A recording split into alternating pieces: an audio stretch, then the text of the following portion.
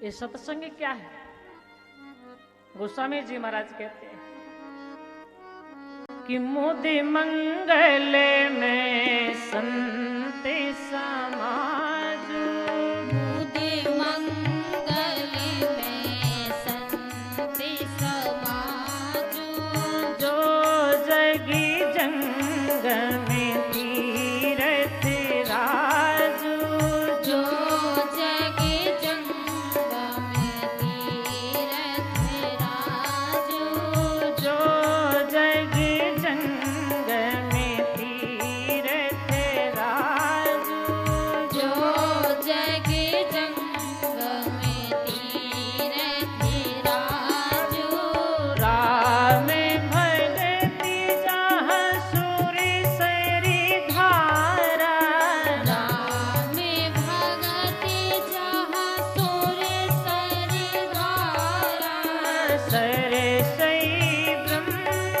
विचारे प्रचारा, सरसई ब्रह्म विचार प्रचारा, विधि निषेध में कलिमल हरणी, विधि निषेध में कलिमल हरणी, करम कथा रविनंदन भरणी, करम कथा रविनंदन भरणी, बटु विश्वास अचल निधि धर्मा, बटु विश्वास अचल निज धर्मा, तीरथ राज समाज सुकर्मा,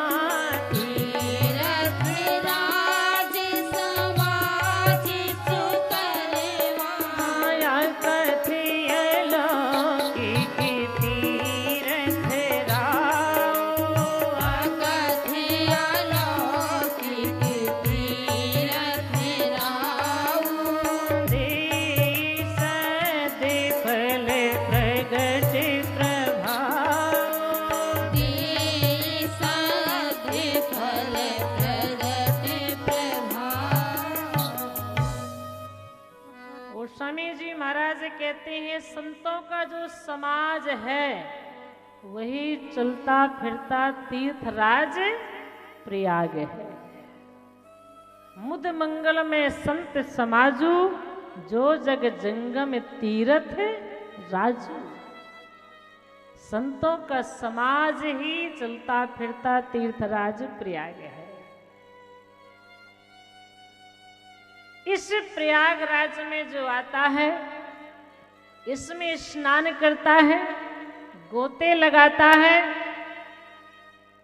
भगवान की सुंदर सुंदर कथाओं को श्रवण करके प्रभु के बताए हुए मार्ग पर चलता है। इस शरीर के रहते हुए उसके हाथों में चारों पदार्थ आ जाते हैं। सत्संग की बड़ी महिमा है। सत्संग से ही जीवन में परिवर्तन आता है। कई प्रमाण हैं ग्रंथों में, चाहे आप अजामिल को ले लीजिए भागवत में, चाहे ज्ञान वैराग्य भक्ति को ले लीजिए। ज्ञान वैराग्य भक्ति ये वृंदावन में जब पहुंचे तो वहां भक्ति देवी तो जो वृद्ध हो चुकी थी वो पुनः युवा अवस्था में आ गई, लेकिन ज्ञान वैराग्य दोनों मूर्छित अवस्था में पड़े थे, दोनों वृद्ध अवस्था में थे। इतने बड़े तीर्थ में जाने के बाद भी इनके जीवन में जो है सुख नहीं है, दुख ही दुख था। शरीर वृद्ध है, मूर्छित पड़े हुए हैं। देव ऋषि नारद जी वहां पहुंचे, भक्ति देवी ने आकर के इन्हें प्रणाम किया। भक्ति देवी रोने लगी नारद जी के सामने कि बताइए मेरे ज्ञान वैराग्य दोनों पुत्र हैं, मैं इनकी मां हूं। माँ युवा अवस्था में बैठी है, मैं युवती बन करके सुंदर बन करके उनके सामने हूँ, और ये जो मेरे पुत्र हैं दोनों वृद्ध अवस्था में पड़े हैं, ये बूढ़े हैं और मैं युवा हूँ, मैं जागृत हूँ और ये दोनों मूर्छित हैं। देवऋषि नारद जी उन्हें युवा बनाना चाहते हैं, उनकी मूर्छा दूर करना चाहते हैं, तो हिमालय में पहुंचे। बद्रिका आश्रम में पहुंच करके वहां सनकादिक से सारी बात कहते हैं, और फिर सनकादिक ऋषियों ने एक सत्संग किया। उस सत्संग में भगवान श्री कृष्ण की भागवत की कथा सुनाई गई, और उसी सत्संग में भक्ति देवी ज्ञान वैराग के साथ में पहुंचती हैं, जो ज्ञान वैराग भी सत्संग में पहुंचते हुए ही युवा अवस्था को प्राप्त हुए और बढ़िया जागृत हो गए। उनकी मूर्छा हमेशा हमेशा के लिए समाप्त हो गई। दोनों तीनों बड़े प्रसन्न हुए। तो ये सत्संग की कृपा है, इस सत्संग का फल है जो उन्हें वृद्ध से युवा बना दिया। मूर्छित थे तो आज जागृत हो गए, इस सत्संग की महिमा है। अजामिल को देख लीजिए, संतों के सानिध्य को पाकर के अजामिल अपने पुत्र का नाम नारायण रखा, और अंत समय भगवान नारायण के पार्षद आए और अजामिल को भगवान के धाम में ले गए। जबकि उसके कर्म को देखा जाए, उसका आचरण देखा जाए, तो ऐसा उसका कर्म था, ऐसा उसका आचरण था कि उसे 100 कल्प तक से ज्यादा नरक में रहता, फिर भी उन्हें कर्मों का फल उसका पूरा न हो पाता, क्योंकि उसने अपने जीवन में कभी अच्छे कर्म नहीं किए थे, हमेशा बुरे ही कर्म उसने किए थे। कर्म का फल भोगते भोगते कई कल्प बीत जाते, परंतु सत्संग से मिला, संतों का सानिध्य मिला, तो एक क्षण में उसके सारे पाप के फल समाप्त हो गए। जो पाप था उसका वो समाप्त हो गया। इस सत्संग की महिमा है। और इतना ही नहीं, प्रहलाद जी को आप देख ले। प्रहलाद जी को अगर हम देखते हैं तो यही है मिलता है कि इनके जीवन में भी सत्संग था, तभी तो इतने महान हुए। जिस समय भगवान हिरण्याक्ष को मार देते हैं तो हिरण्यकश्यप बड़ा क्रोधित हुआ कि भगवान नारायण ने मेरे भाई को मार दिया। तो हिरण्यकश्यप तुरंत जो है पर्वतों की घाटी में पहुंचा, वहां पर जाकर तपस्या करने लगा कि मैं भी इस तपस्या के माध्यम से शक्ति अर्जित करके मैं नारायण का वध करूंगा, नारायण को मैं मार दूंगा। और यहाँ उसकी जो पत्नी थी हिरण्यकश्यप की कयाधु, उस समय वह गर्भवती थी, उसके गर्भ में प्रहलाद जी थे। इंद्र को जब पता चला कि हिरण्यकश्यप तो तपस्या करने चला गया है, अब इसकी पत्नी घर में है, इसकी पत्नी के गर्भ में शिशु है, वह जब जन्म लेगा तो हिरण्यकश्यप के जैसा ही शक्तिशाली विशाल दुष्ट प्रवृत्ति का होगा। यह सोच करके इंद्र कयाधु को लेकर जा रहे थे। इसका बच्चा जब होगा उसे मैं मार दूंगा, तब कयाधु को छोड़ दूंगा। बीच मार्ग में देवऋषि नारद जी मिले। उन्होंने देखा तो इंद्र को समझाया कि तुम कयाधु को छोड़ दो। इंद्र कहने लगे कि इसके गर्भ में हिरण्यकश्यप का बालक है, उसे मैं मारकर कैसे छोड़ूंगा। इंद्र नारद जी ने कहा, इंद्र तुम ऐसा कभी कर ही नहीं सकते हो। जो कयाधु के गर्भ में हिरण्यकश्यप का बालक है उसे तुम मारने में सक्षम नहीं हो, तुम नहीं मार सकते हो। क्यों? क्योंकि वह साधारण बालक नहीं है, वह भगवान का अनन्य भक्त है, और भक्त को कोई मार ही नहीं सकता है। संसार में कितना भी बड़ा कोई शक्तिशाली हो, कितना प्रभावशाली हो, वह भगवान के भक्त को कदापि नहीं मार सकता है, क्योंकि उसकी रक्षा परमात्मा करते हैं। इंद्र वहीं पर कयाधु को छोड़ करके चले गए। तब कयाधु संतों के आश्रम में रहने लगी और वहीं पर भगवान की कथाओं को सुनने लगी। और प्रहलाद जी जो गर्भ में हैं वो भी कथा सुनते हैं। तभी तो जब प्रहलाद जी बड़े छोटे थे, असुर बालकों के बीच में जब विद्या अध्ययन करते थे, उनके गुरु शुक्राचार्य उन्हें पढ़ाते थे। एक दिन शुक्राचार्य हिरण्यकश्यप से बोले कि आपका बालक बहुत बढ़िया है, इसने बहुत कुछ सीख लिया है, मैंने अच्छे से पढ़ाया है। तो हिरण्यकश्यप ने कहा कि अच्छा बताओ प्रहलाद, तुमने क्या क्या सीखा है, मुझे बताओ। तो प्रहलाद जी ने बता दिया, पिताश्री मैंने 9 भक्ति सीखी है। भगवान की भक्ति 9 प्रकार की होती है। श्रवणम, कीर्तनम, विष्णु स्मरणम, पाद सेवनम, अर्चनम, वंदनम, सख्यम, आत्मनिवेदनम, दास्यम। ये 9 तरह की भक्तियां होती हैं गुरु पिताश्री। जब हिरण्यकश्यप ने सुना तो उसे बड़ा क्रोध आया। ये भगवान नारायण की भक्ति मुझे बता रहा है, वो मेरा शत्रु है, मुझे किसने पढ़ाया? जाकर शुक्राचार्य जी को बहुत डांटा हिरण्यकश्यप ने। शुक्राचार्य ने कहा कि मैंने इसे नहीं पढ़ाया ये सब बातें, इसने पता नहीं कहाँ से सीख लिए। और जब प्रहलाद जी से पूछा गया तो प्रहलाद जी ने कहा कि मुझे गुरुदेव जी ने नहीं बताया, मुझे इस विद्यालय में बातें नहीं मिली सुनने को, फिर कहाँ से तुमने सीखा?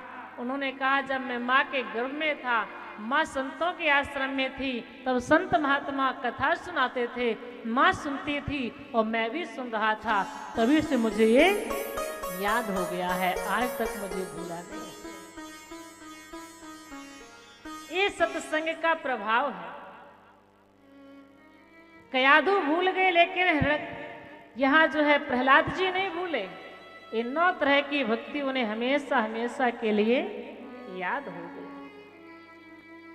तो सत्संग में जो बताया जाता है उसे जब मन लगाकर सुना जाता है वो हमें याद हो जाती है। और सत्संग में वही चीज बताई जाती है जिससे हम सब मानव प्राणी का कल्याण है। वही चीज सत्संग में बताई जाती है। संस्कार, मर्यादा, धर्म, सत्य, हमारा कर्तव्य क्या, ये सब बातें सत्संग में हम आपको साधु संत महात्मा बताते हैं। इसी से हमारा जीवन पवित्र हो सकता है, पावन हो जाएगा, इसलिए हमें सुनना चाहिए। संत कहा करते हैं कॉलेज में, विद्यालय में हमें डिग्री मिल जाती है, लेना भी चाहिए, अच्छी बात है। हमारे परम सम्मान्य श्री सुरेश सचान जी के कई कॉलेज चल रहे हैं, बहुत अच्छी बात है, कॉलेज में डिग्री मिलती है, लेना भी चाहिए। लेकिन कॉलेज को पाकर, डिग्री को पाकर के अभिमान नहीं करना चाहिए। ये नहीं सोचना चाहिए कि बस अब हम पूर्ण हो गए, हमें किसी चीज की आवश्यकता नहीं है।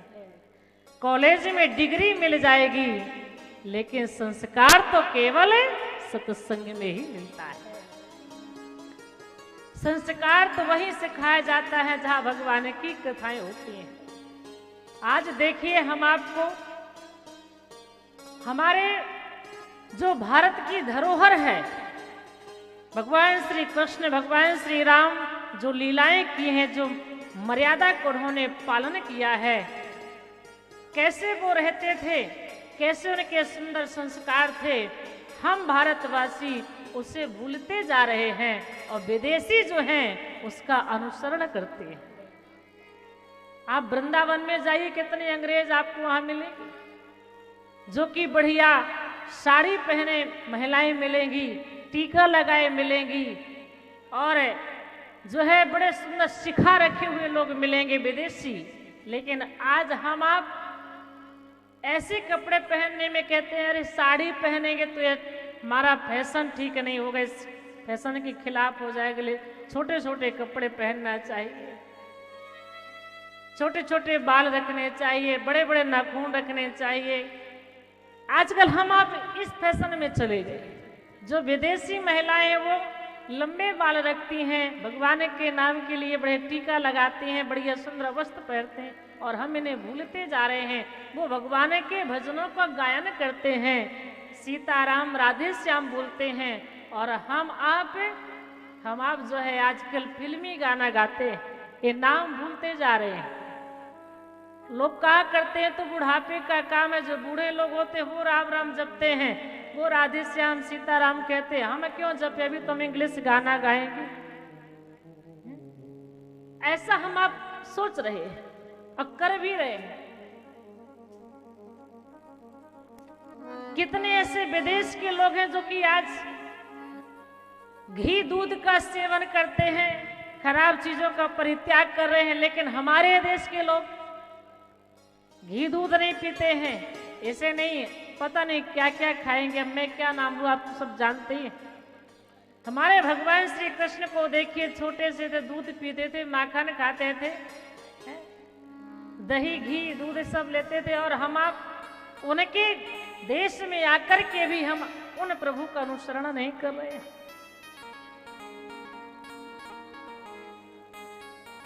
हम अपनी सभ्यता को, अपने धर्म को, अपने संस्कार को भूलते जा रहे हैं।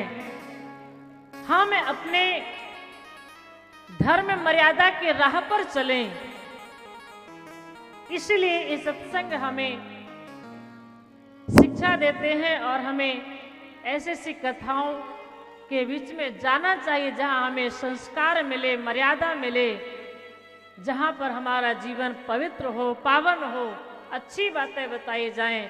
ऐसे सत्संग में हमें पहुंचना चाहिए। आजकल हम आप देखते हैं न्यूज के माध्यम से कैसे कैसे कांड हमारे भारत में हो रहे हैं, कैसी कैसी स्थितियां सामने आ रही हैं, चाहे वो बेटियों के बीच में हो, चाहे किसी युवा पीढ़ी के बीच की बात हो, आप सभी से परिचित हैं। ये सब जो गलत कार्य हो रहे हैं उनके पीछे अगर कुछ है तो वह एक नशा भी है। नशा के कारण व्यक्ति अपना होश हवास भी खो देता है, विवेक उसका नष्ट हो जाता है। कभी जीवन में सत्संग किया नहीं है और नशा का सेवन भरपूर करता है, कुसंगत में गया तो ऐसे ऐसे गलत कार्य भी करने लगता है। इन कार्यों से हमें, बुराइयों से हम बड़ा दूर रहें, अपने परिवार को दूर रखें, उसके लिए हमें सत्संग पर पहुंचना बहुत जरूरी है। कथाओं को सुनना बहुत जरूरी है, क्योंकि हमें सत्संग में ही ये सारी अच्छी अच्छी बातें बताई जाती हैं। प्रहलाद जी के जीवन में इतना बड़ा परिवर्तन आया, उन्होंने मां के गर्भ में सारी 9 भक्तियों को सीख ली और बड़ा मर्यादा में, बड़ा संस्कार में रहे, भगवान का नाम हमेशा लेते हैं। तभी तो भगत श्रोमणि भे प्रहलादु, भक्तों में श्रोमणी कहलाए जाते हैं। प्रहलाद जी इतने महान बने, सत्संगी की कृपा है। इसलिए ऐसी कथाओं को सुने। और इस सत्संग के बारे में मैंने बताया कि ये चलता फिरता तीर्थराज प्रयाग है। प्रयागराज में हम आप पहुंचते तो वहां पर तो समय की आवश्यकता पड़ती है, कुछ पैसे की आवश्यकता पड़ती है, गाड़ी वाहन की आवश्यकता पड़ती है, तब हम जाकर के तीर्थराज प्रयाग में स्नान करते हैं। लेकिन यहाँ तो कोई 2-4 दिन समय की आवश्यकता नहीं, बस पूरा समय घर में रहे, 3 घंटे यहाँ पर आ जाए, आप इस तीर्थराज प्रयाग में गोते लगा लेंगे।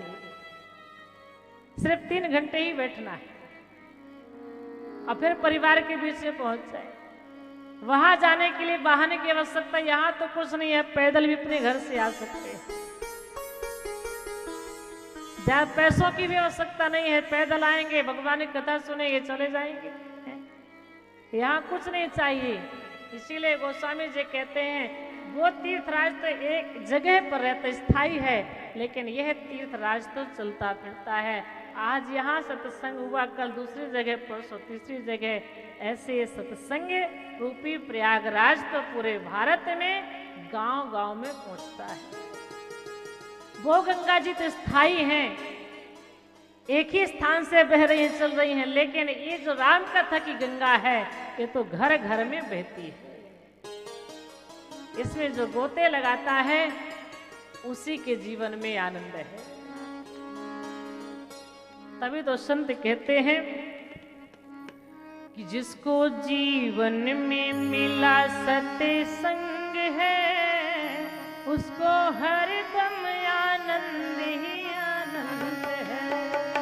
जिसको जीवन में मिला सत्संग है उसको हरदम आनंद ही आनंद है। जिसको जीवन में मिला सत्संग है उसको हरदम आनंद ही आनंद है। जिसको जीवन में मिला सत्संग है उसको हरदम आनंद ही आनंद है।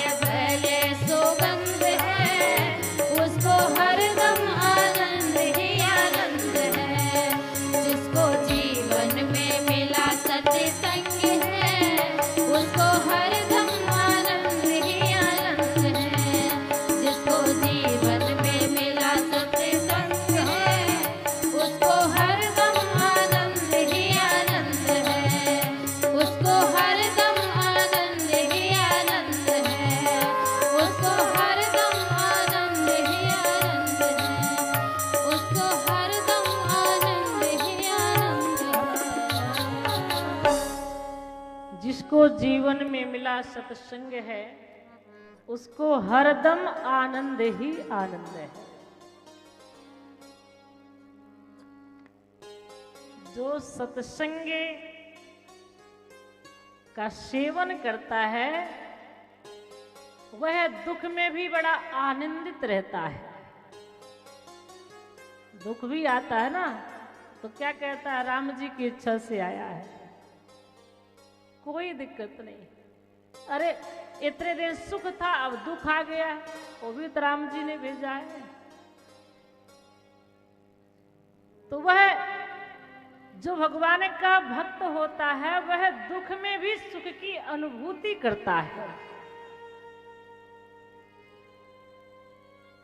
इसलिए सत्संग जो है वह हमें कभी परेशान नहीं करता, कभी दुखी नहीं होने देता।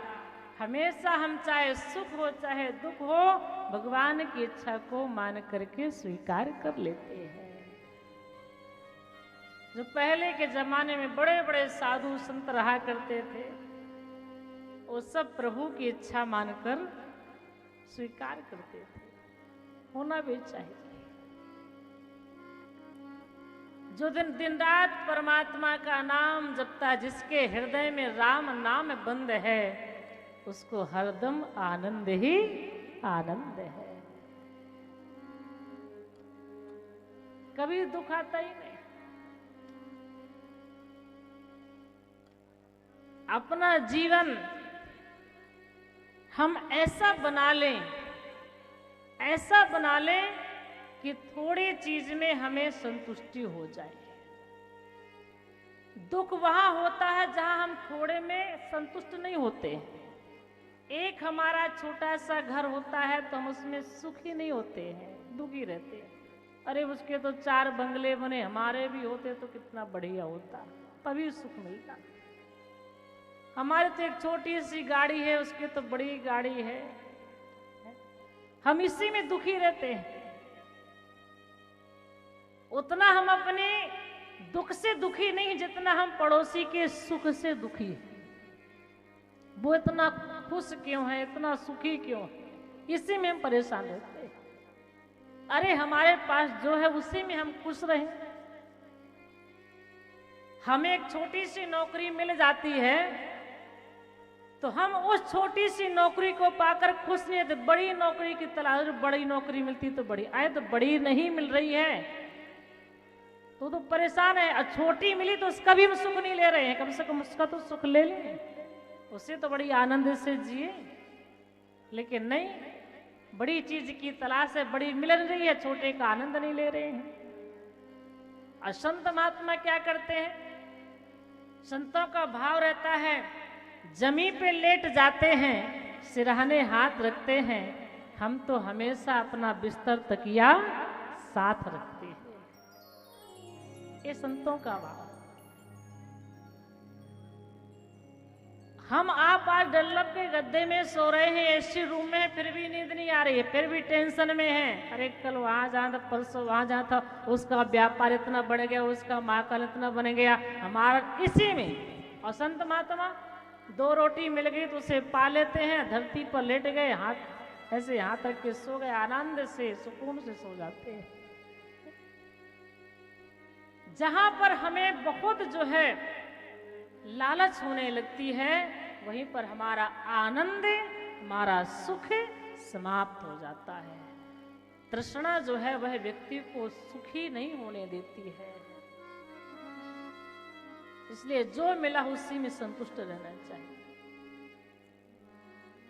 कभी किसी की चोरी ना करें, किसी की चुगली ना करें। अगर हमें कोई किसी से बात भी करनी है तो सत्संग के बारे में ही करें। क्यों? भगवान की कथा के बारे में बताएं, क्योंकि वही सत्य है। भगवान के नाम के बारे में बताएं। ध्यान रखना, भगवान का नाम ही एक ऐसा सहारा है जो हमें हमेशा हमेशा हमारे साथ में रहेगा, हमें हमारा साथ देगा। संसार के लोग कब तक साथ देते हैं? तुझको जो मेरा मेरा कहेंगे जरूरी नहीं वो तेरे रहेंगे, मतलब से मिलते हैं दुनिया के साथी, सदा इस मिलन के भरोसे न रहना। संसार के लोग सब मतलब से मिलते हैं, स्वार्थ से मिलते हैं। जब तक हमसे कोई स्वार्थ होता है, लोग कहते हैं आप तो मेरे हैं, और जैसे स्वार्थ समाप्त हुआ तो अपने भी पराये हो जाते हैं। जन्म देने वाला बेटा भी दूर हो जाता है। अब बूढ़े माता पिता से कुछ मिलने वाला नहीं, जब मिलना था सो मिल गया, अब इनसे कुछ नहीं मिलना है। जब उनसे स्वार्थ समाप्त हुआ तो भी दूर हो जाते हैं। तो कौन साथ देगा? अरे हाथ पैर शरीर हमारा साथ नहीं देता है। हम तो चलना चाहते हैं लेकिन ये पैर ही काम नहीं करते हैं। हम देखना चाहते हैं, आंखें ही नहीं काम करती हैं। हम सुनना चाहते हैं, कान ही नहीं काम कर रहे हैं। इस शरीर ही हमारा जब साथ नहीं देता है तो समाज का कौन सा व्यक्ति साथ देगा? कौन सा घर परिवार साथ देगा? कौन सी धन दौलत साथ देगी? तब कौन साथ देता है? केवल परमात्मा।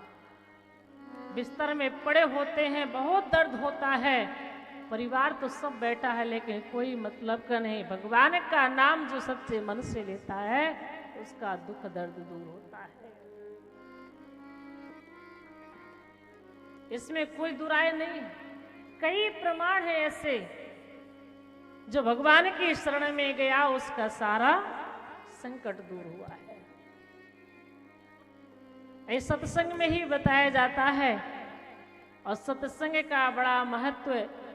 किसी ने गोस्वामी जी महाराज से पूछा कि आप तो कह रहे हैं कि संतों का समाज ही चलता फिरता तीर्थराज प्रयाग है, तो तीर्थराज प्रयाग में तो गंगा जी हैं, यमुना जी हैं, सरस्वती जी हैं, बट वृक्ष लगा हुआ है, यहाँ तो कहीं दिखाई नहीं पड़ता है।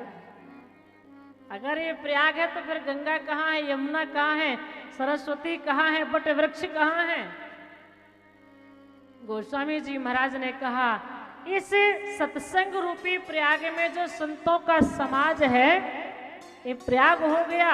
और संत समाज में जो राम कथा है, राम जी की कथा हम सुन रहे हैं ना, राम जी की भक्ति जो कर रहे हैं ना, यही गंगा जी की धारा है।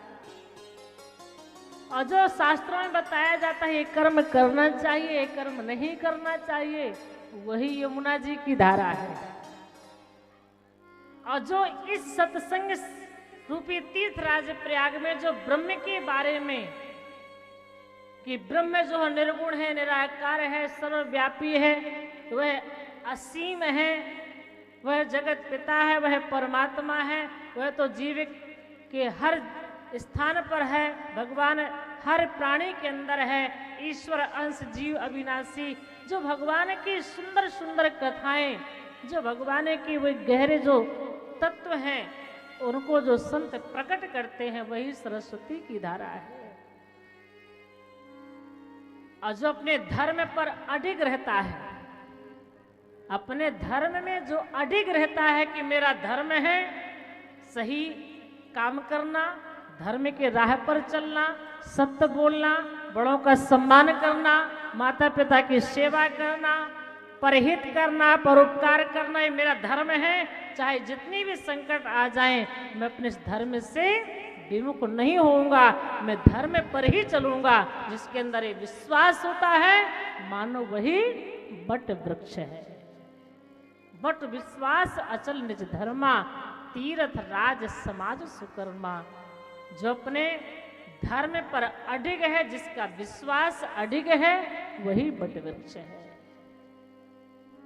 और ऐसे तीर्थराज प्रयाग में जो आकर कथा सुनता है, सत्संग की महिमा सुनता है, संतों का प्रभाव सुनता है, उसके हाथों में चारों पदार्थ आ जाते हैं। सुन समझहि जन मुदित मन, मज्जहि अति अनुराग, लहहि चार फल अछत तन, साधु समाज प्रयाग।